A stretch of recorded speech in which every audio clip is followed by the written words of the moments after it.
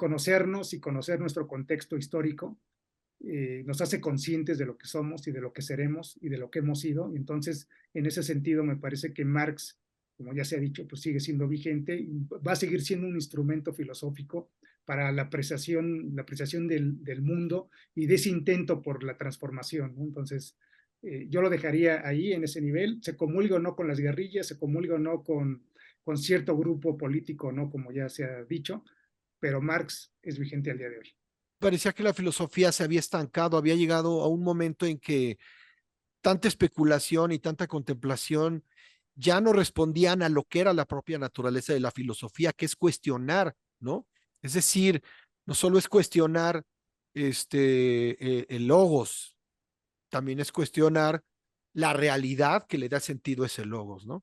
Pues mientras se mantenga esto, precisamente lo que Marx criticó, ¿no? Que los medios de producción los tengan unos cuantos y mientras este esquema siga pues lastimando a ciertos sectores de la población, el marxismo pues seguirá vigente, ya sea pues como lo dijimos en las guerrillas, de manera intelectual o también pues de manera pues pues por acción, ¿no? Por efectuar el marxismo, digamos, nada más sin este pensamiento previo, sino pues porque las condiciones te obligan a ejercer el marxismo transformador.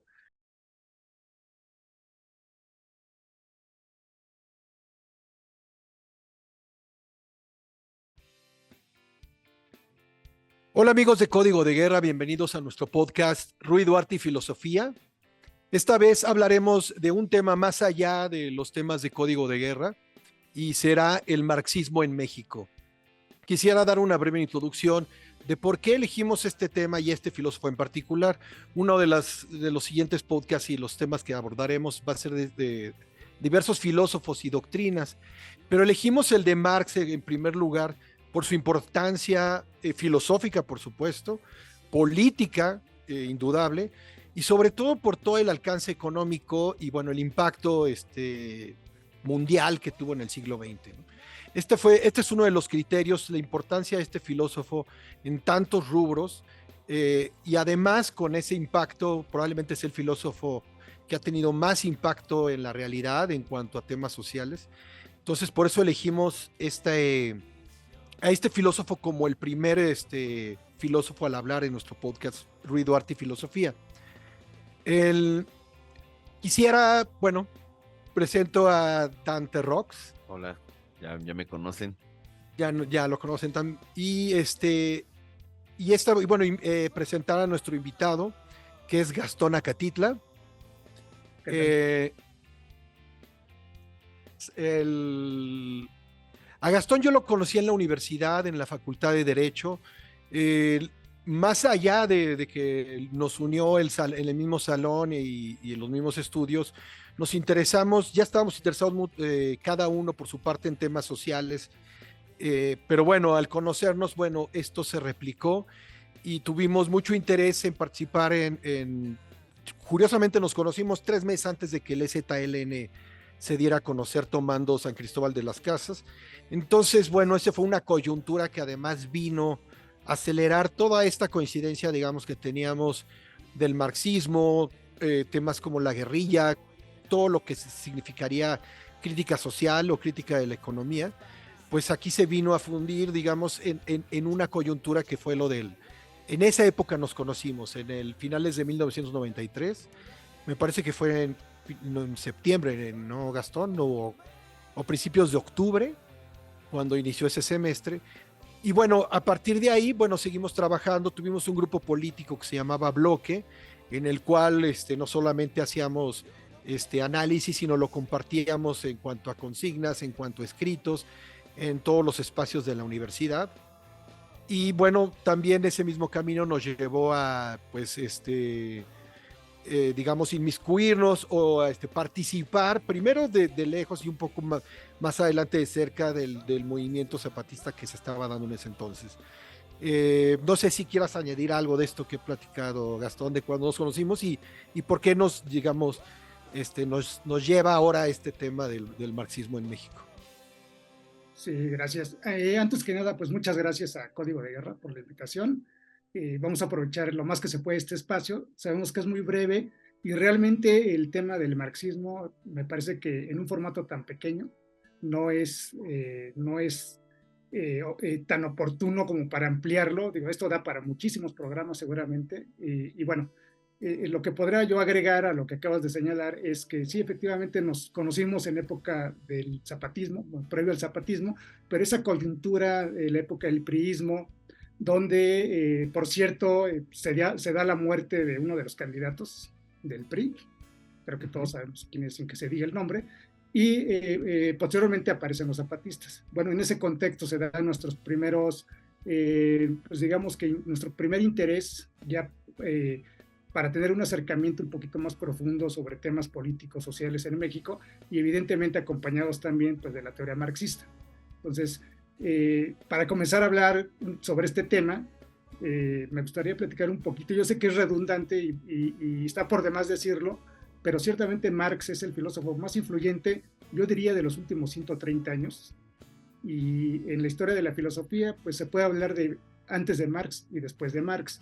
Y todo esto tiene una connotación pues tan amplia como el propio Marx lo fue durante su vida y durante toda su obra, porque Marx es el filósofo que me parece es el primer marxista, por llamarlo de esa manera, porque en Marx encontramos tanto al Marx filósofo, al Marx político, con práctica social, con activismo político en Europa, en la época de 1830, más o menos, en adelante. Entonces, y como el Marx económico, que culmina con su obra, pues la más importante, que es la crítica al capital, ¿no? Entonces, me parece que hablar de Marx es hablar precisamente de estos tres aspectos que conforman el marxismo, ¿no? Es decir, la parte filosófica en la cual encontramos elementos que tienen que ver, por ejemplo, con la postura de Marx sobre la transformación, ¿no? Es decir, Marx criticaba a los filósofos porque precisamente no transformaban, solamente sus aportaciones se quedaban en el ámbito meramente abstracto, ¿no? Entonces, lo que plantea Marx es la acción concreta de transformación y, bueno, a ello acuña como parte de toda su filosofía el tema del materialismo histórico. Hay quienes lo llaman como materialismo dialéctico, pero en realidad Marx nunca hizo esa distinción en su época. Él incluso llamaba al materialismo que él había propuesto como el nuevo materialismo, ¿no? Entonces, esa parte filosófica en Marx y que lo lleva a un tema de acción política, lo lleva a desarrollar temas como lucha de clases, como el concepto de valor trabajo, el concepto de plusvalía, ¿no? Que son conceptos fundamentales, y el de, evidentemente, el de la lucha de clases, que pues llevan ya en el terreno político y de acción al planteamiento del derrocamiento de la economía capitalista para proponer un modelo distinto, ¿no? Un modelo que fuera mejor para la humanidad. Y pues bueno, eso sería como que a grandes rasgos el tema de las aportaciones filosóficas en Marx. Tuvo como antecedente el haber criticado a Hegel. Hegel era el máximo exponente de la filosofía idealista en Occidente, y sus críticas residían precisamente en el método usado por Hegel, ¿no? Que era el tema de la dialéctica, ¿no? La dialéctica usada por Hegel, que se vinculaba más que nada al tema del espíritu, ¿no? Y a partir de ese momento, pues lo que hace Marx es girar, dar un giro e imprimirle a ese concepto de la dialéctica el tema de la cuestión económica, ¿no? Es decir, que los hechos económicos son preponderantes y influyen en el desarrollo de las sociedades y no al revés, ¿no? Como lo planteaba Hegel. Y precisamente una transformación radical planteada por Marx para la liberación de la clase obrera, pues era precisamente pues, derrocar la parte del modelo productivo del capitalismo, es decir, la parte económica, para que toda la superestructura que se levanta también cayera y se conformara una nueva sociedad, ¿no? Entonces, más o menos ese es el tema. Insisto, es muy amplio la filosofía de Marx en sus tres ámbitos, como filósofo, como político y como economista, son amplísimos, pero digamos que más o menos sobre esa base se entiende el marxismo.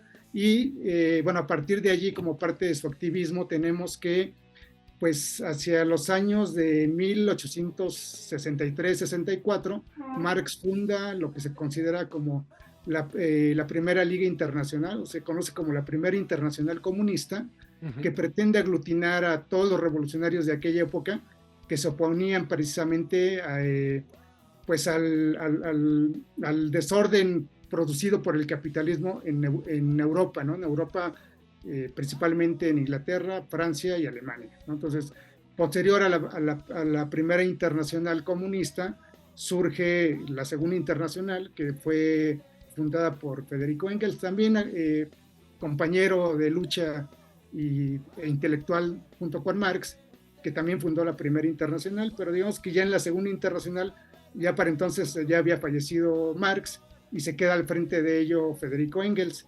Llega otro momento histórico de la lucha comunista con la Tercera Internacional después de la Revolución Rusa, y es encabezada y fundada precisamente por Vladimir Ilich Ulyanov Lenin, y después tenemos lo que es la Cuarta Internacional con Trotsky. Estos momentos del marxismo en Europa son solamente para situarnos en lo que posteriormente va a llegar a influir a tanto América Latina como en México, ya con el tema concreto de las guerrillas.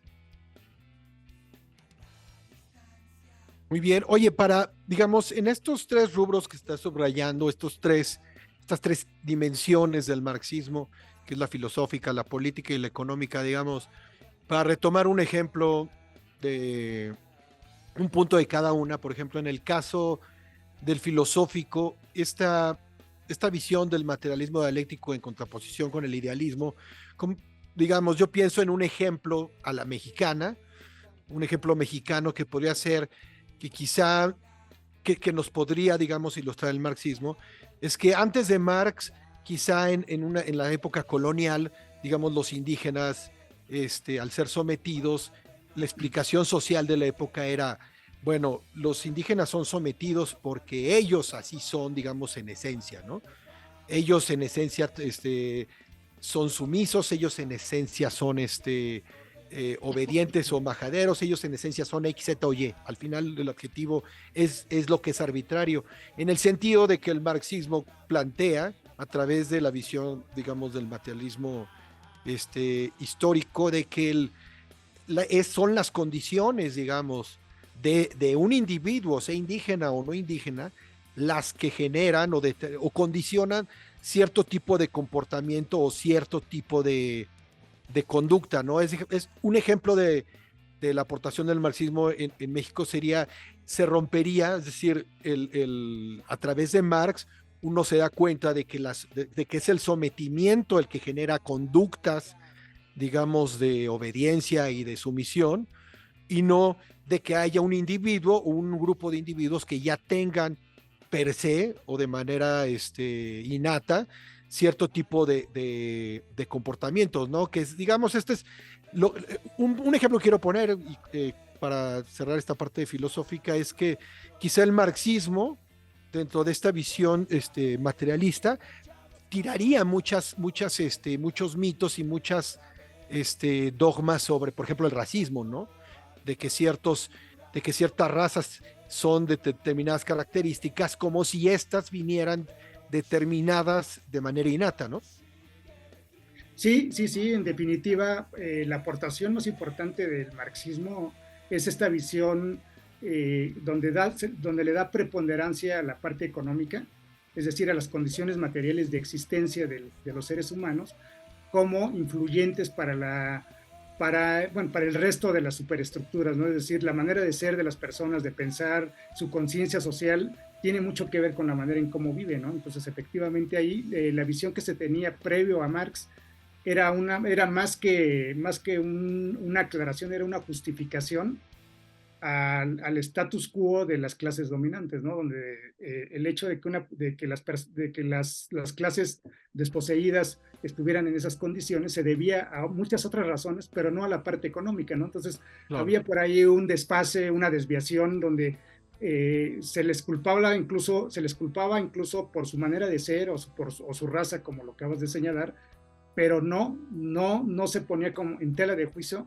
la parte de quién ostentaba los medios productivos de aquella época, para entonces poder comprender la situación histórica, ¿no? de aquellos grupos sociales, ¿no? Entonces, cuando llega Marx y su planteamiento fundamental es preponderar a la economía como base fundamental del resto de todas las superestructuras, entre ellas el pensamiento, la conciencia, la filosofía, la religión y la política, etcétera. Con eso se cambia radicalmente la visión del mundo que se tiene. Entonces, esa influencia que se ha tenido desde entonces ha generado en movimientos muy radicales que se han propuesto derrocar el modelo económico capitalista precisamente para modificar, para cambiar o para transformar en términos marxistas la realidad social de las naciones, ¿no? De los países, de las sociedades. Ya, bueno, a mí me interesaría que nos explicaras un poco cómo es que precisamente llega este socialismo hasta los indígenas de Chiapas. Cómo, o sea, a través de sus condiciones, ¿no? De lo que se estaba suscitando ahí en Chiapas, pues obviamente ellos tenían una incomodidad social, pero ¿en qué momento se mezcla ya con las ideas marxistas? Sí, bueno, me parece que para poder llegar a esa parte, es ya una de las partes de las guerrillas más recientes, que es en los 90, me parece que tendríamos que situar al marxismo o la influencia del marxismo en México en 4 momentos. Yo lo sitúo en 4 momentos. El primero de ellos sería en la época de 1850 a 1935, que es cuando incluso ya se tiene, ya en los años 30 del siglo XX, se tiene ya conformada lo que es la tercera internacional comunista, que fue fundada por Lenin, como lo comenté minutos atrás, y que pues tenía como fundamento el primero impulsar la lucha revolucionaria socialista en todo el mundo, ¿no? Esa era parte del programa político de la Tercera Internacional, y ya a partir de ese momento se dio como cabida o como parte de la agenda que llegara a Latinoamérica, ¿no? Entonces, en ese sentido, a México llega, y concretamente con algunos teóricos del marxismo de aquella época, como Lombardo Toledano, que Lombardo Toledano es uno de los sindicalistas más importantes en México, donde ya era marxista, ya pugnaba por el derrocamiento del modelo productivo imperante, que es el capitalismo, y pues su participación fue bastante importante en la historia de México en el tema del sindicalismo.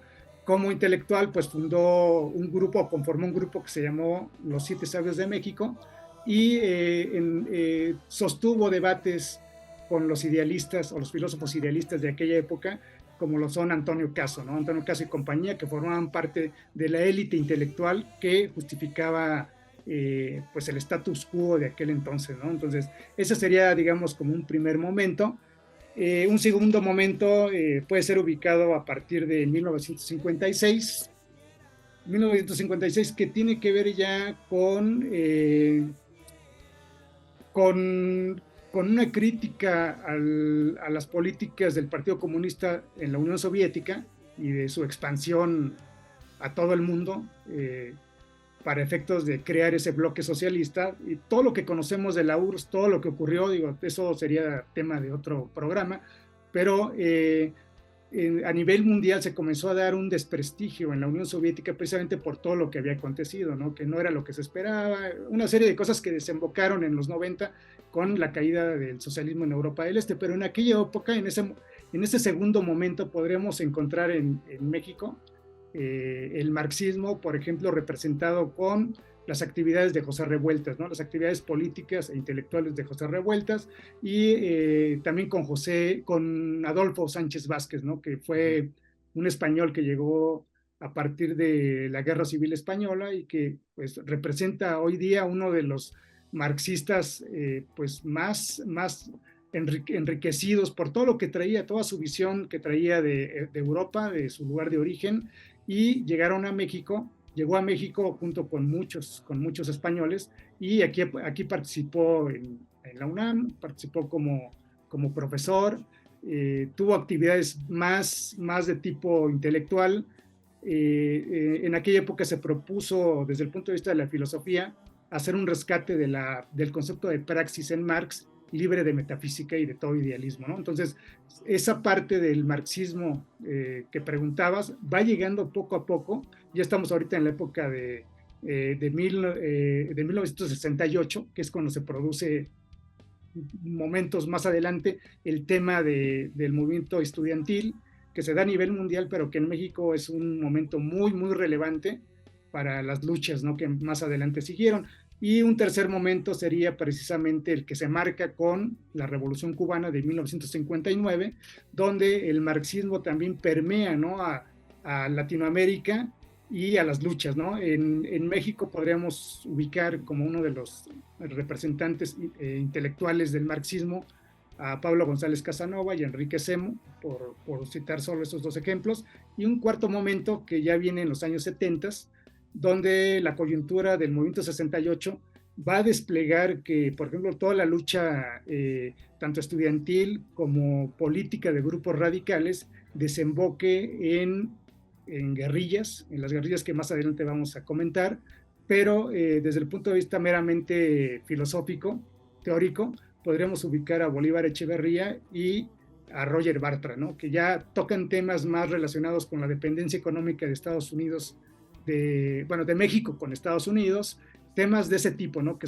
tienen más que ver con el imperialismo, etcétera, ¿no? Pero al final siguen siendo temas que fueron planteados por Marx desde 1844, ¿no?, con los manuscritos económico-filosóficos, y todas las obras que produjo Marx, ¿no? Entonces, esos serían, a mi modo de ver, los 4 momentos en que está presente en México, representado por estos personajes, el tema del marxismo. Y bueno, ello con independencia de que en esos mismos momentos, en la lucha política, se den o se hayan dado diversos movimientos sociales, sobre todo el tema de las guerrillas, ¿no? Porque yo diría que hablar de marxismo en México es hablar también de izquierda, pero me parece que ese es punto y aparte. Yo me iría más en este momento a plantear que hablar de marxismo en México tiene más que ver con un concepto de guerrillas, porque plantean la lucha armada radical transformadora para efectos de derrocar al modelo capitalista, ¿no? El tema de las izquierdas en nuestro país es otro tema, es punto y aparte, y eso podríamos tratarlo también en otra conversación. Pero sería ese más o menos la trayectoria hasta llegar a, insisto, a las guerrillas que vamos a comentar más adelante, hasta que lleguemos a la etapa de los zapatistas. Digo, nada más como para abrir un poquito ya el escenario de las guerrillas, tenemos que una de las guerrillas más importantes en México, de hecho ha habido muchísimas. México es tal vez el país de Latinoamérica con mayor número de guerrillas, desde los años 40 hasta los 90 o 2000 de este siglo. Ya en este siglo, vaya, ha habido mucha actividad guerrillera, no se sabe, están ocultos por ahí, evidentemente con las redes sociales y demás, pues me parece que se han escondido muy bien, pero me parece que sigue ahí todavía el tema de las guerrillas, ¿no? Entonces, podríamos decir que uno de los pilares para que se desarrolle o se conozca aún más ya el tema de la guerrilla en México, pues lo es el tema de cuando surge Arturo Gámez García y se hace el asalto a un cuartel militar allá en Coahuila, me parece, es en Coahuila. En Madera, ¿no? En Madera. En la ciudad de Madera, en Chihuahua. En Chihuahua, exactamente, en Chihuahua. Que ese movimiento, pues, no quiere decir que fracasa, pero en el episodio donde se hace el asalto a ese cuartel militar, que es un 23 de septiembre de 1965, pues ahí perecen muchos de los miembros importantes de ese movimiento, y años más tarde, en 1973, surge la Liga Comunista 23 de septiembre, precisamente en honor al asalto a ese cuartel militar. A ese martirio, ¿no? Como dices, fue una derrota, o sea, realmente fue un martirio. Sí, fue un martirio, pero digamos que ese martirio también cosechó frutos, ¿no? Cosechó frutos. Por supuesto. Porque en el futuro, pues, dio la pauta para que otro tipo de movimientos pudieran desarrollarse en el ámbito de las guerrillas, ¿no? Entonces, tendríamos que platicar de esa liga, de la Liga Comunista 23 de septiembre, y las que le siguen, ¿no? Como el tema de las guerrillas que se produjeron en Guerrero. Claro, claro, sí, de hecho, paralelamente, ¿no? Genaro Vázquez y Lucio Cabañas.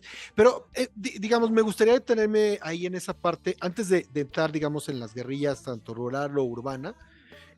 Un punto muy interesante es que se llega a esa radicalidad. Un estudiante, por ejemplo, de la UNAM, que es vapuleado o encerrado en el 68, que ve que muchos de sus compañeros han muerto y que hay un cambio de gobierno y el nuevo presidente a la primera manifestación, que es la del 10 de junio del 71, vuelve a haber una represión. Creo que ese factor mencionarlo como un detonante, no evidentemente la única motivación o causa personal, pero sí era un detonante personal de que no se podía ya por la vía pacífica, digámoslo así, o sea, ya ni siquiera podemos manifestarnos después de haber cumplido o salido de la cárcel por un indulto, digamos, presidencial que pudo haber habido. Inmediatamente salimos, marchamos y hay una represión. Creo que esos dos factores del 68 y el 71 fueron factores importantes, no los el único, pero sí fueron fundamentales para que un joven de esa época decidiera tomar las armas, ¿no?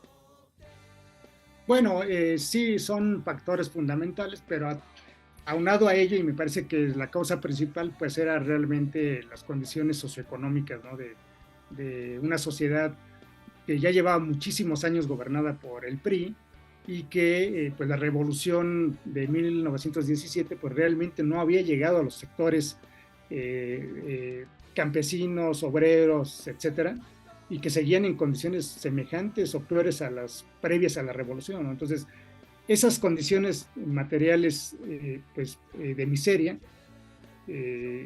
sobre todo en la periferia de la Ciudad de México, ¿no? Por ejemplo, todo el sureste mexicano ni se diga, ¿no? Son condiciones que al día de hoy prevalecen, pero todas esas, las ciudades o los estados muy cercanos a la Ciudad de México o al centro del país seguían contando con condiciones materiales muy paupérrimas, ¿no? Entonces, eso llevó evidentemente a que se prolongara la lucha, a que se dieran condiciones, por lo menos materiales, para que se produjera una guerrilla y que se diera de esa manera, ¿no? De esa manera tan radical como la planteada por Marx. Digo, no sé hasta qué tanto las guerrillas coincidían con la parte filosófica y política de Marx, pero me parece que en la práctica sí se trataba de marxismo, ¿no? Porque la pretensión era cambiar las condiciones materiales, era la transformación social para tener un México distinto al que se dio en aquella época y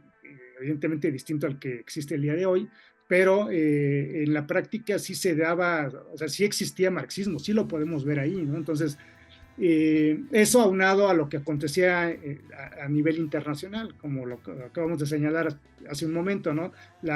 Estaba la Revolución Cubana, estaba en su pleno apogeo, estaba, por ejemplo, todavía teníamos a la Unión Soviética en un proceso como de reforma interna, donde pretendía pues encauzar todo el desastre que ya se había producido en aquella época, se pretendía revisar a nivel, digamos, intelectual.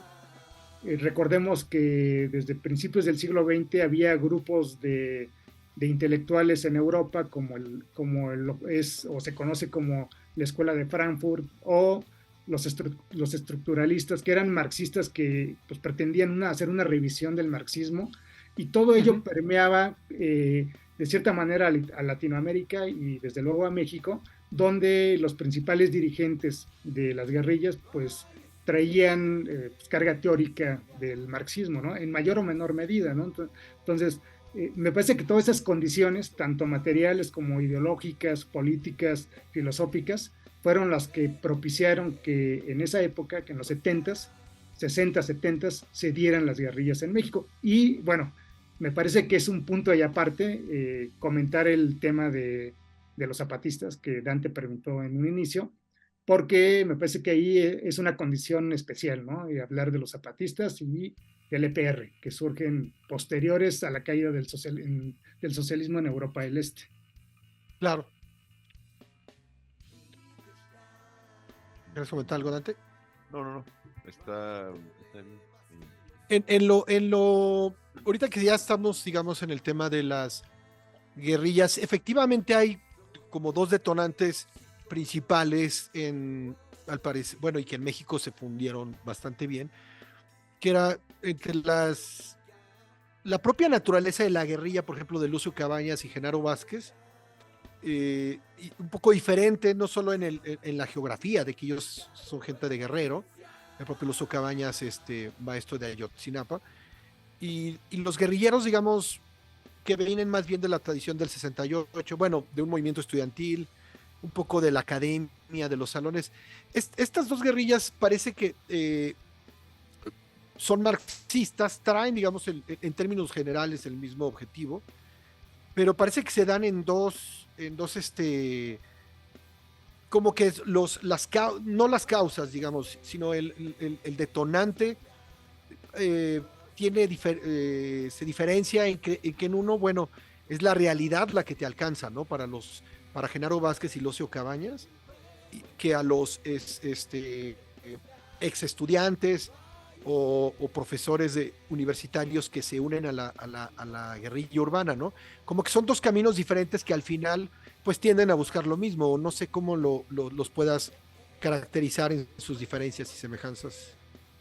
Sí, desde luego, pues como método, pues hay una gran diferencia entre lo que es la guerrilla urbana y la guerrilla que está dentro de la selva o dentro de la sierra, ¿no?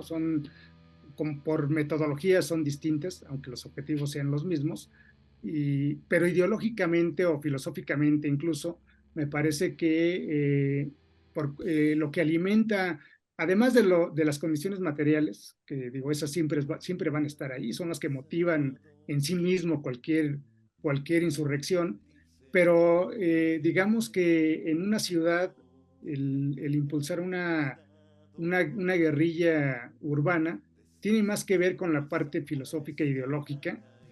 Sí, también tiene un peso el tema económico, ¿no? Es decir, toda la pobreza, la miseria, etcétera, que se da en las urbes, pero me parece que hay más oportunidades de supervivencia, ¿no? A diferencia de lo que ocurre en la sierra, ¿no? Entonces, las condiciones materiales de existencia en Guerrero son y han sido desde hace mucho tiempo, pues prácticamente miserables, ¿no? Entonces, allá pensar en hacer una revisión de Marx o en teorizar sobre marxismo, me parece que no es que no sea importante, pero me parece que es más importante la supervivencia del día a día, ¿no? Entonces, sobrevivir en la sierra no es lo mismo a sobrevivir en la ciudad, y todo eso cuenta, porque en la ciudad pues ya hay más pluralidad, se tienen sobre todo del sector pequeño burgués, por así llamarlo, que son intelectuales que están dirigiendo los comandos, ¿no? De la guerrilla urbana,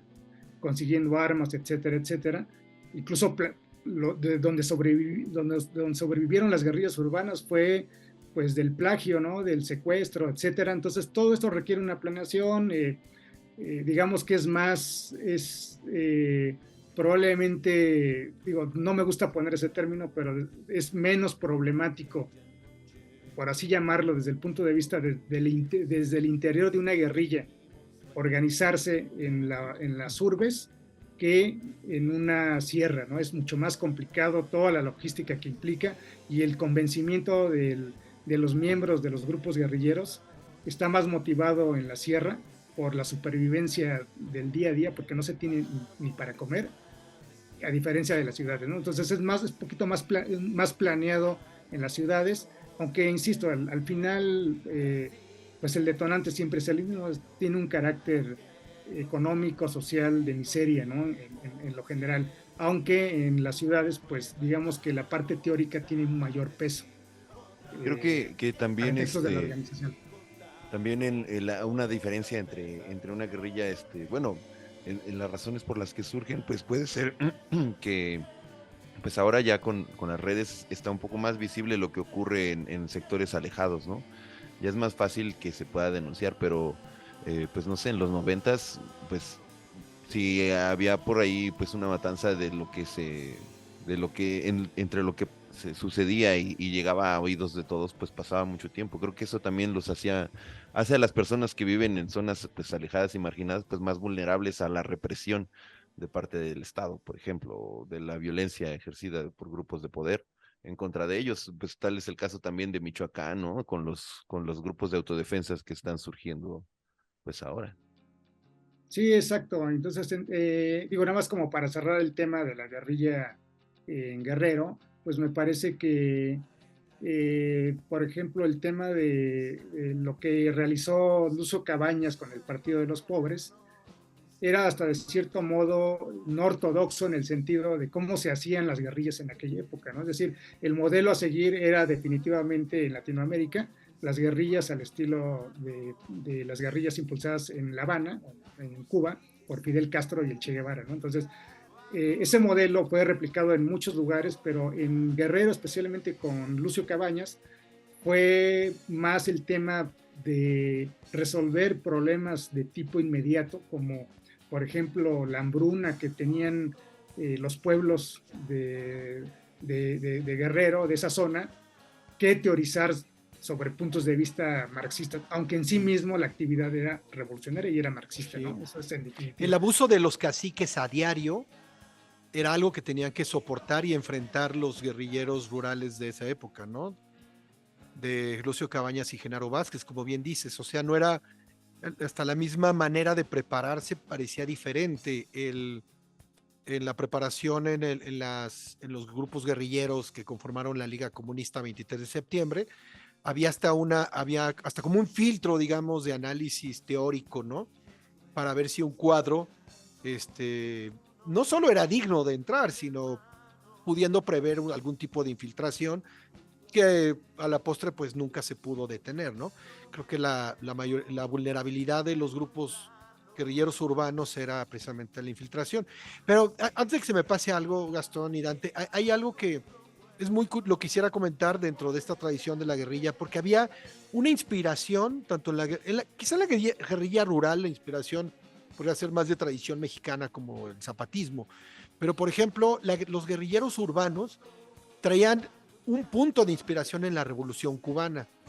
A mí me gustaría subrayar bueno, comentar algo al respecto sobre de que la Revolución Cubana bueno, el gobierno de ya de Fidel Castro apoyó a todas las guerrillas de Latinoamérica, excepto a la mexicana. La guerrilla en México nunca tuvo apoyo de los cubanos, e incluso hasta pues colaboraba el gobierno de Fidel Castro colaboraba con los gobiernos mexicanos para poder detectar a estos guerrilleros que en algún momento buscaban a Cuba como un tipo de referencia, salvación. Incluso, nada más para cerrar esta idea, en algún momento hubo una fuga de guerrilleros en principios de los 70s y pidieron no es cierto, bueno, sí hubo esa fuga, pero también hubo un secuestro de alguien muy importante y para exigir, digamos, exigían llevar a muchos presos políticos a Cuba para poder liberar a esta persona secuestrada, que no estoy seguro si fueron muchos personajes diplomáticos los que participaron, incluso hasta un investigador de la UNAM de filosofía, pero el caso es que los guerrilleros llegaron a Cuba pensando que los iban a recibir como héroes y que iban a ser parte, digamos, del movimiento internacional comunista, cuando en realidad pues se quedaron detenidos y después los regresaron a México sin ningún tipo ya no digamos de gloria, sino ningún tipo de beneficios e incluso pues con peor situación de la que ya estaban antes de pedir ese asilo. A lo que voy es que la revolución que inspiró por lo menos a las guerrillas urbanas en México, nunca las apoyó. Sí, y me parece que tiene que ver eso no sabemos si es un pacto que se haya dado de manera tácita, pero la preparación tuvo mucho que ver, que la preparación de la Revolución Cubana pues se gestó en México, ¿no? Entonces, desde el hecho de haber llegado Fidel después de haber salido de la cárcel, después del asalto al cuartel Moncada, llegó a México con el permiso o consentimiento del gobierno mexicano, que era priista, ¿no? Entonces, probablemente eso tuvo que ver con el hecho de que una vez consumada la Revolución Cubana, pues haya existido una especie de pacto de no intervención de tanto de México hacia Cuba como viceversa, ¿no? Entonces, podría ser que por ahí se encuentre el tema. Ese sería otro tema de conversación bastante amplio, ¿no? Que seguramente dará varias horas de reflexión, Ujú. pero me parece que ese más o menos sería como que lo que de manera lógica pudo haber ocurrido, ¿no? El hecho de que no se apoyara la guerrilla en México, estando tan cerca y haber sido, pues, tan... En México se dio mucho apoyo a los preparativos de la Revolución Cubana, y el Ujú. hecho de no recibir ese apoyo de allá para acá, pues también resulta, pues, más que extraño, ¿no? Pero pudo haber sido como consecuencia del permiso, entre comillas, que se tuvo para preparar la Revolución Cubana desde aquí. Sí, y la estrategia, digamos, geopolítica con Estados Unidos, ¿no? Evidentemente a Fidel perdía más el gobierno castrista apoyando a unos guerrilleros en México que teniendo a México como aliado ante Estados Unidos, ¿no? Exacto. Todos los presidentes mexicanos llegaron a ir a, bueno, no sé si todos, pero hasta Carlos Salinas, pues, llegó a ir a Cuba, o sea, sí había, Fidel Castro era un gran político y simplemente, pues, solo llevó agua a su molino, ¿no? A pesar de que su movimiento, su revolución inspiró a miles de mártires en México. Así es. Y bueno, alguna de esto de la guerrilla urbana, ¿qué, qué ejemplos hay pues de su acción, de su actuar en México? O sea, ¿qué hicieron? Vaya, o Bueno, qué por hacen. cuanto a la guerrilla urbana, pues lo más representativo es la Liga 23 de septiembre, ¿no? Entonces, esa Liga 23 de septiembre, pues sí realizó diversos actos en la ciudad, pero sobre todo, bueno, no solamente la Liga, sino la guerrilla que se encontraba en la sierra, como la de Genaro Vázquez y Lucio Cabañas.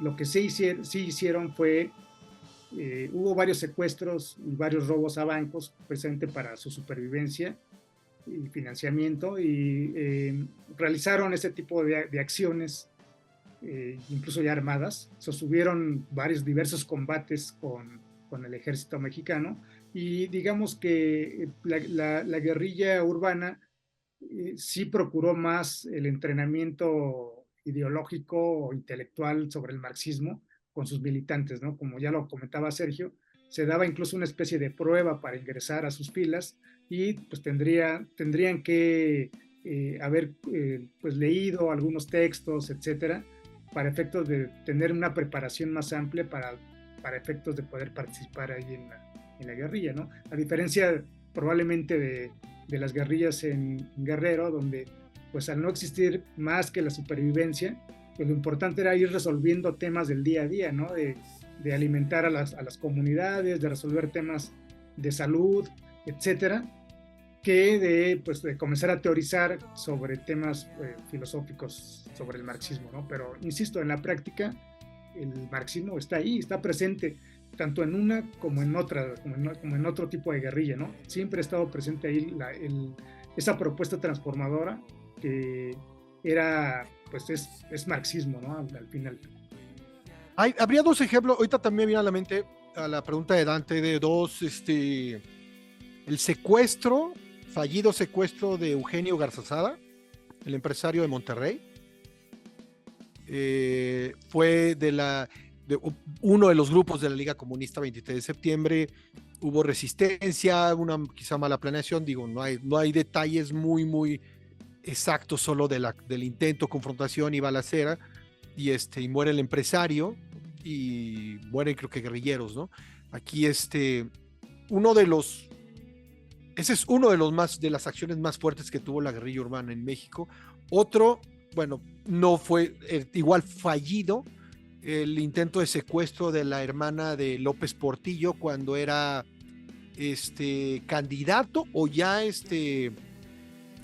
electo, pues, o sea, tanto, bueno, al final todo el año fue candidato electo porque nadie compitió en la presidencia contra ese cabrón, pero al final ese fue otra acción, digamos, muy de estas, de explosión de la prensa, o sea, de que era un escándalo porque Echeverría, a pesar de que se la pasaba exterminando a través de su policía secreta a todos los grupos guerrilleros, pero le gustaba coquetear con personas, bueno, con dirigentes, digamos, como Fidel Castro o en China, pues, ¿no?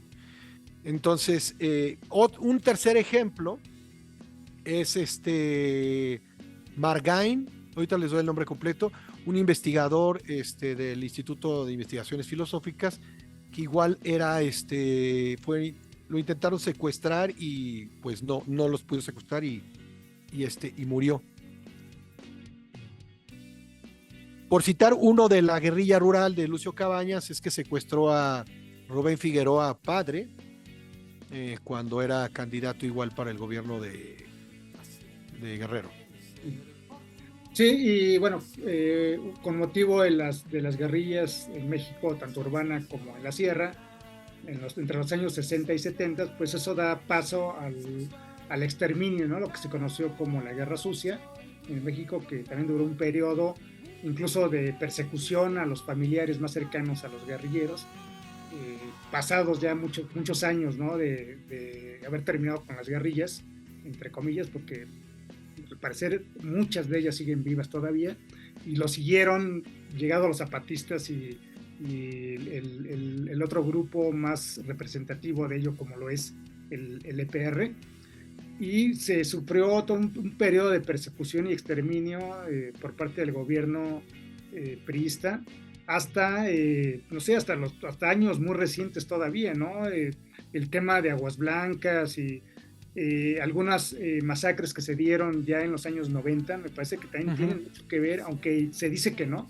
pero tiene mucho que ver con esa planeación de exterminio y persecución a los líderes revolucionarios, ¿no? Entonces, pues queda ahí el tema de la persecución en México, que es la Guerra Sucia, y eso llevado al terreno internacional, incluso ideológico, político, tiene que ver también con la caída en Europa del Este, el socialismo en Europa del Este, y que aparentemente pues, se dio un descrédito al socialismo, al marxismo no, me parece que el marxismo sigue siendo vigente porque claro, sí. Marx es más que la parte de la revolución rusa o la revolución cubana.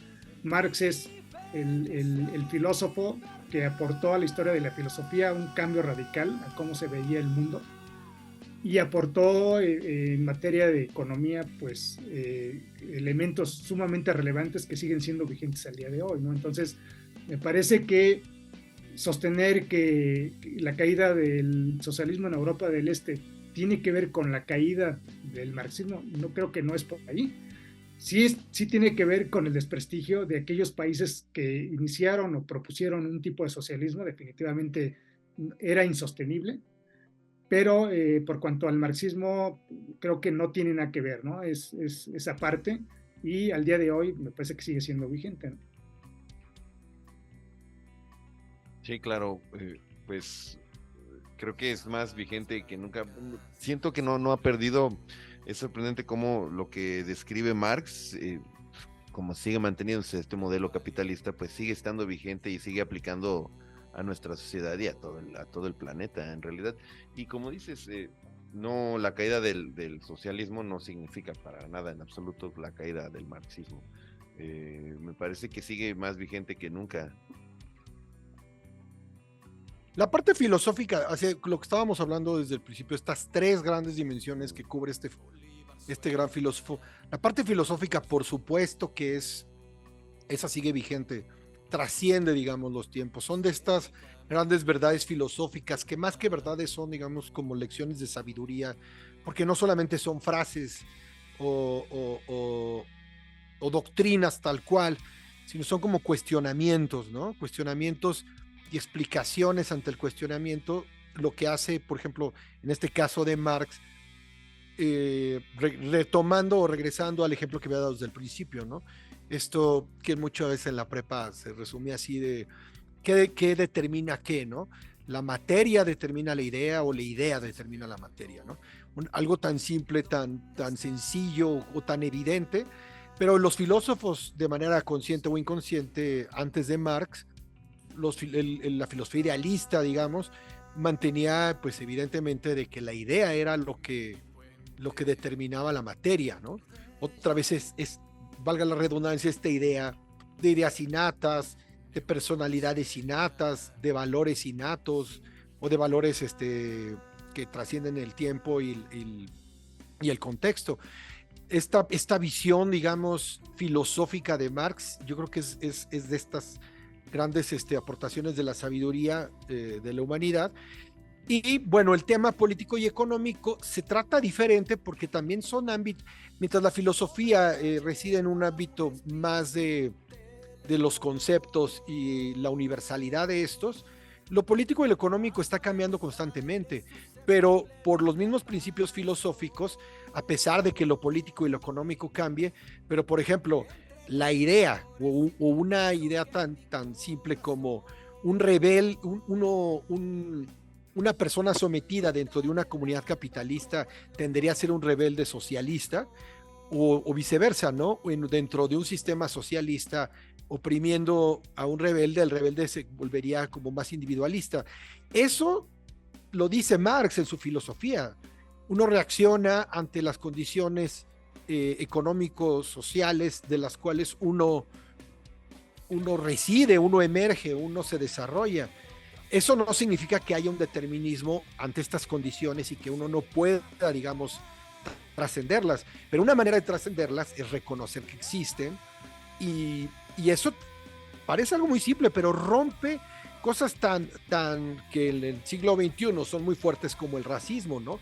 La supremacía blanca parte de esta base, de que la idea determina la materia, parte de una base idealista dentro de sus propios términos, pero precisamente para romper todas estas cuestiones como el racismo o la discriminación, se rompen bueno, a través de muchos argumentos, pero uno de estos marxista.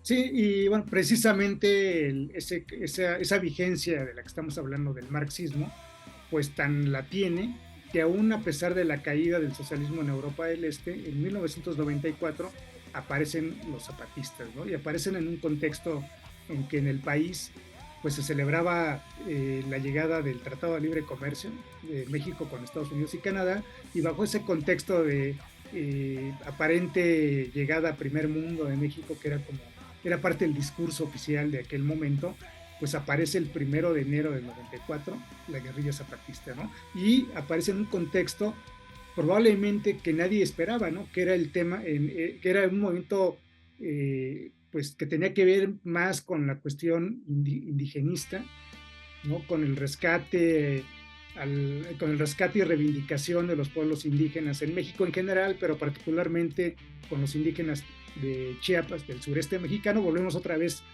al sureste mexicano, ahora un poquito más para allá, que es Chiapas, pero igual, ¿no? Comparten condiciones materiales, al igual que el estado de Guerrero, muy precarias, son sociedades muy abandonadas, y bajo ese contexto surge el movimiento zapatista, igual planteado sobre la base de la teoría marxista, ¿no?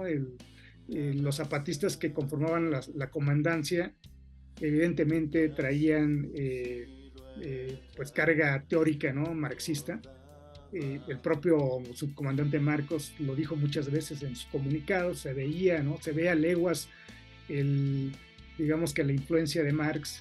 Y bueno, me parece que el hecho del zapatismo, con independencia de todos sus pros y contras, con independencia de sus características muy particulares, porque pues, los zapatistas son, me parece que un poco distintos al resto de las guerrillas, aún con eso, el marxismo está presente, ¿no? Que es del tema que estamos hablando, y la vigencia de él, del marxismo, está presente, ¿no? Y bueno, Sí, claro. que... Un factor, digamos, hay dos factores interesantes dentro del STLN, a diferencia de las otras guerrillas. Una es que es el cuadro, es como el perfil del guerrillero urbano, pero yéndose a la selva, ¿no? Es decir, el guerrillero urbano en los 70s era 70s y también 80s, era alguien muy preparado teóricamente, parecía que el arma más, además de las expropiaciones, el arma más importante de la Liga Comunista parecía que era el periódico Madera, ¿no? Era algo muy de mucho análisis, mucha teoría. Y en contraposición con las guerrillas rurales de Genaro Vázquez y Lucio Cabañas, que bueno, como bien decías, era una conciencia social, pero más orgánica, más natural. Se había dado porque eso lo padecía, ¿no? Más que aprenderse en un libro. El caso del STLN es como el perfil de este guerrillero urbano que se va a la selva, entonces genera una nueva fórmula, ¿no? Un nuevo modelo, digámoslo así, en México, más parecido quizá a lo que fueron quizá otras guerrillas en otros lugares de Latinoamérica, de que era el teórico preparado académico que se iba a la selva, ¿no? Digámoslo así. Y ese es algo, digamos, a subrayar. Y lo otro es, como bien decías hace rato, sucede ya después de la caída de la Unión Soviética, ¿no? Que es ultraformulación, ya no podían, digamos, estar haciendo eco del movimiento global, de la Guerra Fría, sino tenían que generar otra identidad que al final, bueno, se adquirió por la misma naturaleza de los integrantes, que fue indígena. Pero recordemos, y aquí es algo interesante de platicar sobre el STLN, es que el primer manifiesto de la Selva Lacandón era muy marxista, pero muy marxista. Es más, decía que el objetivo era llegar a la Ciudad de México a deponer en ese entonces a Carlos Salinas de Gortari. Pero posteriormente fueron tomando este tinte más indigenista, creo que por la misma adaptación de los tiempos y de la respuesta de los medios. No sé cómo lo ven ustedes. Sí, desde luego, sí, sí, evidentemente la guerrilla en Chiapas pues tuvo que responder a sus propias condiciones, ¿no? Incluso en Chiapas, recordemos que toda la parte que tiene que ver con los ciudadanos que no son meramente indígenas, se les llama coletos, ya les llaman coletos. Pareciera que en aquella época estaban de cierto modo solo a la expectativa, ¿no? O sea, para ellos ellos no formaban parte aunque compartieran los ideales, no se sentían parte de la guerrilla zapatista, ¿no? Porque básicamente estaba conformada por un movimiento indígena, ¿no? Entonces, esas condiciones que probablemente no fueron las que pensaron Marcos y compañía al momento de iniciar toda esta movilización, probablemente su intención era otra, ¿no? Era la de llegar a la ciudad, la de tomar el poder político, etcétera, etcétera, tal y como lo dice el manifiesto o el comunicado de los zapatistas del 1 de enero, pero al final sus propias condiciones pues tuvieron que comprometerlos más, por decirlo de esa manera, y al final me parece que lejos de pensar que el movimiento zapatista fue un fracaso, me parece que todo lo contrario. Los zapatistas me parece que cumplieron con un momento histórico relevante. Antes, pues los indígenas se encontraban prácticamente escondidos, no porque ellos lo quisieran, sino socialmente escondidos. Y al día de hoy, pues se dio un avance significativo con el tema indígena, ahora se les ve, ahora se les escucha. Probablemente no al 100%, eso no resolvió el problema, pero está ahí, está planteado que existe en México una sociedad pluricultural, donde desde luego se encuentran los grupos indígenas del sureste mexicano, ¿no? Y en general de todo el país, ¿no? Del norte, del centro y del sureste. Y están ahí, están presentes. Falta un camino muy largo por recorrer aún para mejorar las condiciones sociales de esta parte de la sociedad tan importante, pero está ahí, el primer paso ya se dio y los zapatistas me parece que cumplieron con esa parte histórica que les correspondió. Y, bueno, después de los zapatistas, ellos son en el 94, ¿no? Ujú. ¿Ustedes en qué año se conocieron? ¿Fue en un año antes? Porque Menos, yo como sé 3 meses que antes. tú fuiste a Chiapas, ¿no, Sergio? Durante el Los dos conflicto. Ah, los dos fueron. fuimos en la caravana Ricardo Posas, que era para hacer campamentos dentro de las zonas zapatistas que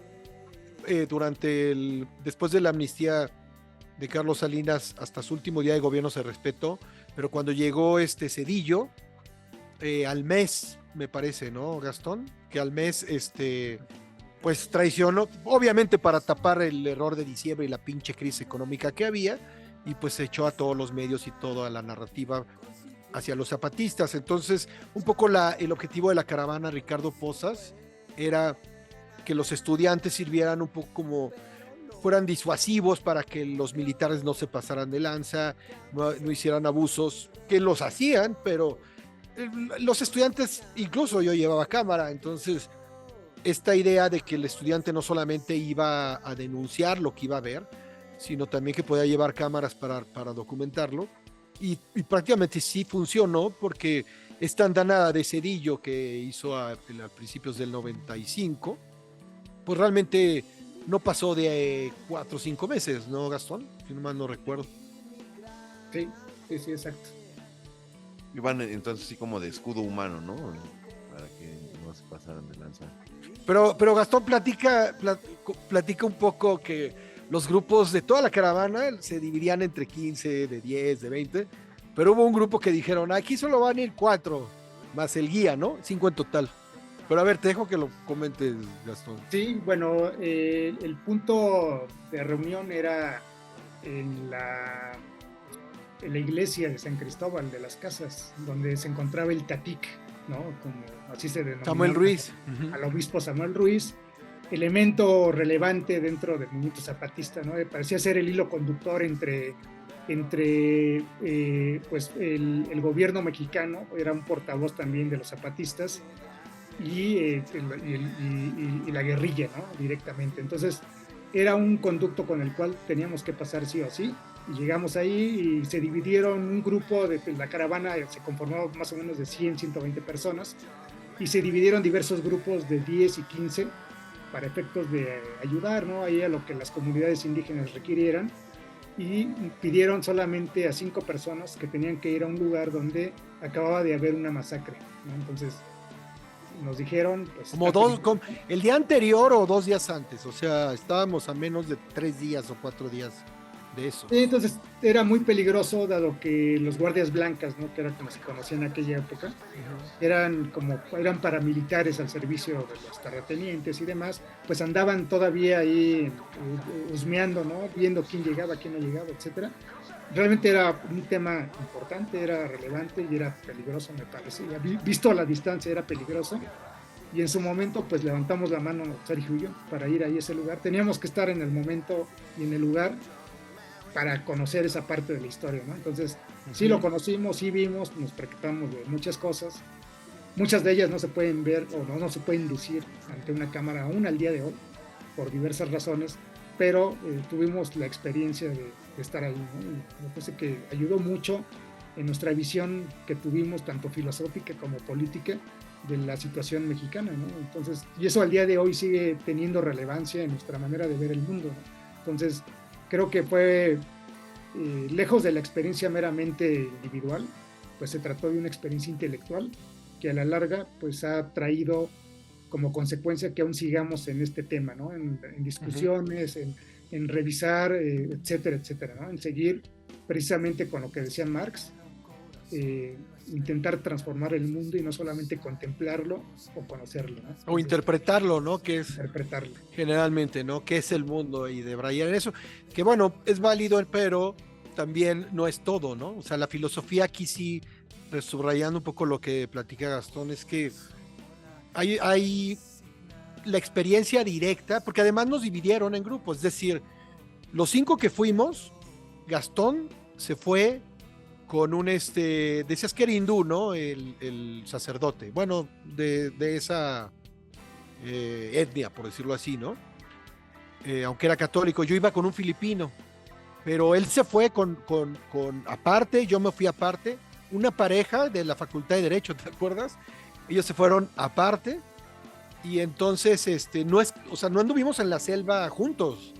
O sea, yo me fui a comunidades con el sacerdote filipino, que obviamente mucha de la experiencia y el aprendizaje era ver de manera directa, o sea, fuera de este moralismo que existía universitario, casi de sacralización. Aquí era estar ahí en un lugar que no llegabas en coche. O sea, yo muchos de los lugares, ahorita Gastón te platicará en su caso, pero en el mío fueron un día de caminar para llegar a un lugar. O sea, no había caminos, o sea, no podían llegar vehículos. La comunidad se llamaba Las Nubes porque de manera muy bonita estaba así en las cabañitas arriba, en las chozas, como en montañitas, y las nubes se atravesaban entre ellas. Entonces había momentos de la tarde que parecía que las casas, las cabañas o chozas, como le quieras llamar, flotaban, parecía que estaban flotando en las nubes. Y esa manera directa para mí fue de mucho aprendizaje, sobre todo de una sacudida de estereotipos y de cierta moralina, porque sí dejó de ser algo teórico, dejó de ser algo abstracto. Aquí sí un poco siguiendo el espíritu de Marx, porque no hay una transformación, creo que son transformaciones que uno mismo va teniendo y que uno mismo va intentando en la vida, y en este caso la principal transformación es, o sea, es estar con los indígenas de Chiapas, de verdad, o sea, no es que no se pueda estar de manera falsa, pero se puede estar alejado, manteniendo una distancia, ¿no? Digamos de manera nada más abstracta, decir yo estoy con cierta comunidad, yo estoy con cierta comunidad. Aquí fue convivir con ellos, estar con ellos y comulgar, aunque yo no comulgué, porque estaba ayudándole, de hecho, al sacerdote a hacerlo, pero una comunión, digamos, en donde entiendes más allá de lo que la media, los políticos y las sociedades involucradas te querían dar. Bueno, cerrando esa parte, sí quiero que Gastón platique porque él estuvo en una situación donde, no sé si en un río o en una estación así, pues sí estuvieron, digamos, si no bajo fuego, pero bajo mira, ¿no? Sí, bueno, se dio un tema de el rumor que llegó a esa comunidad es que iba a existir digamos como que no un asalto, pero sí una emboscada a cierto grupo de la comunidad en la que yo me encontraba. Y en ese momento me tocaba ir a la comunidad de Salto de Agua para entregar uno de los informes semanales, ¿no? de lo que había ocurrido en ese lugar.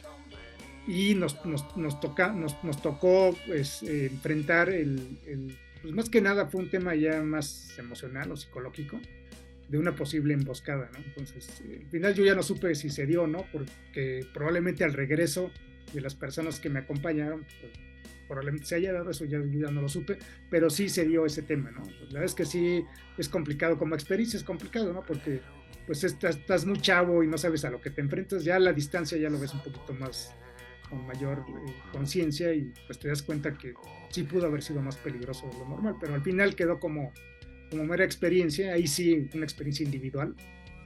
El resto de la experiencia, insisto, es una experiencia intelectual y que tiene que ver con la cuestión de visualizar directamente las condiciones que se dieron en aquel entonces y que probablemente al día de hoy no han cambiado mucho, al menos no en el aspecto material, en el aspecto ideológico, político, me parece que sí han cambiado porque ya existe una visualización hacia las etnias, ya no son cosa que tenía que esconderse o que se escondía, y me parece que ahí va, sobre el camino va marchando bien este tema.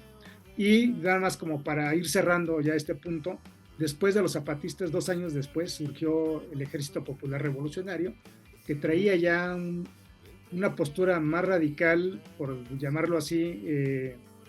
Más combativa, ¿no? Digamos, más combativa, en un más bélico. exactamente, más agresiva, con la postura marxista desde el punto de vista filosófico, político, a todo lo que da, ¿no? Entonces, no terminó, y vuelvo a insistir, con el tema de la caída del socialismo en Europa del Este, no acabó el marxismo, ni acabará, por lo que ya se ha dicho, y sigue siendo vigente, ¿no? Entonces, la guerrilla al día de hoy, pues está un poco oculta, me parece, seguramente por las propias condiciones políticas y demás. Algún día seguramente veremos salir a los grupos nuevamente, intentar cambiar estas condiciones en México, y pues hay que estar preparados para todo, ¿no? Sí. Así es. Pues creo que ya vamos llegando al final de este capítulo y pues te quiero agradecer, Gastón, por todo lo que nos viniste aquí pues a compartir acerca del marxismo. Creo que hay muchos temas, ¿no? Que podría dar este gran macro tema para poderlo ir desarrollando ahí poco a poco en algún siguiente episodio que nos quisieras acompañar, pues siempre eres bienvenido. Con todo gusto, no hay de qué agradecer, al contrario. Y sí, a mí me gustaría que cada uno de nosotros, pues no sé, diera una reflexión en cuanto a esto que hemos, digamos, señalado en varios momentos del podcast, que es la vigencia del marxismo, más allá de que uno pueda o haya, digamos, grupos o tendencias que lo quieran poner más en lo trascendido o en el cementerio de algunos filósofos.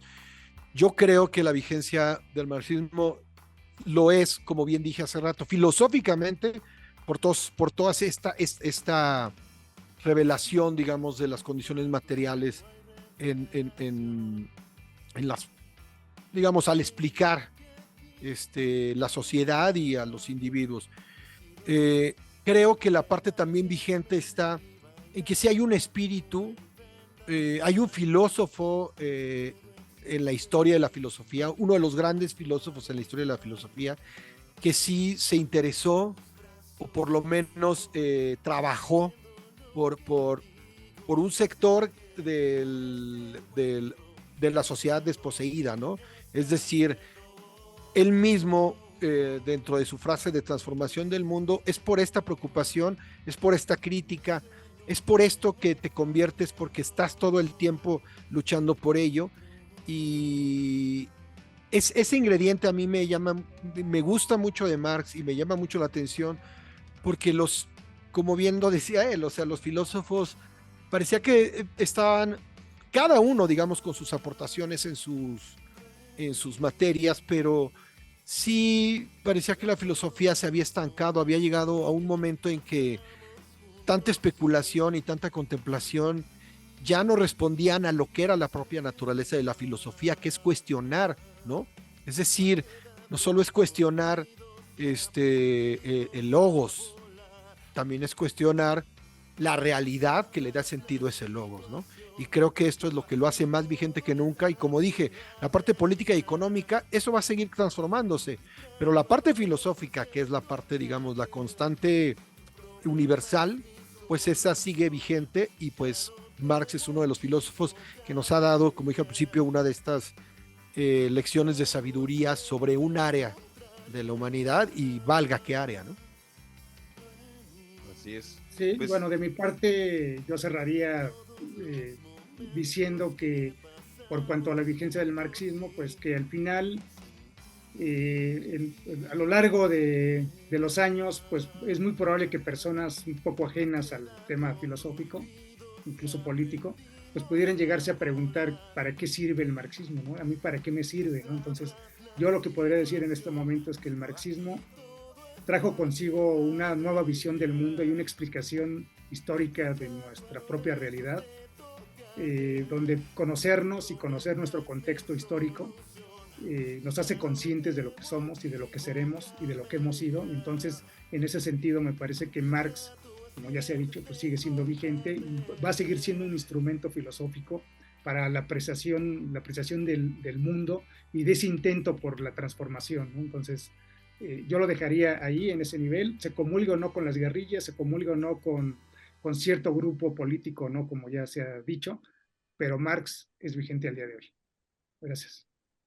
Así es, y pues yo terminaría diciendo que pues mientras se mantenga esto, precisamente lo que Marx criticó, ¿no? Que los medios de producción los tengan unos cuantos, y mientras este esquema siga pues lastimando a ciertos sectores de la población, el marxismo pues seguirá vigente, ya sea pues como lo dijimos en las guerrillas, de manera intelectual, o también pues de manera pues pues por acción, ¿no? Por efectuar el marxismo, digamos, nada más sin este pensamiento previo, sino pues porque las condiciones te obligan a ejercer el marxismo transformador. Y pues mientras no cambie ese sistema que se critica precisamente por Marx, pues esto va a seguir vigente. Y pues con eso creo que cerramos este capítulo, ¿no? de Ruido, Arte y Filosofía. Quiero agradecerte de nuevo, Gastón, y pues invitarlos a todos a que nos sigan en nuestras redes. Estamos en Instagram, Facebook, en Twitter, y pues por ahí también escuchen nuestras canciones en Spotify, en iTunes, en Amazon Music. Y tú, Gastón, pues no quieres compartir algo de tus redes. Prácticamente yo no tengo redes. Un anuncio parroquial, no sé, vas a cantar. No, yo más bien diría que esperen el siguiente capítulo de estos podcasts, y yo esperaría que me invitaran. Claro que sí. Para poder comentar sobre algún otro tema. Claro que sí, ahí está abiertas las puertas. Pues muchas gracias. Bueno, pues hasta la próxima y muchas gracias por vernos.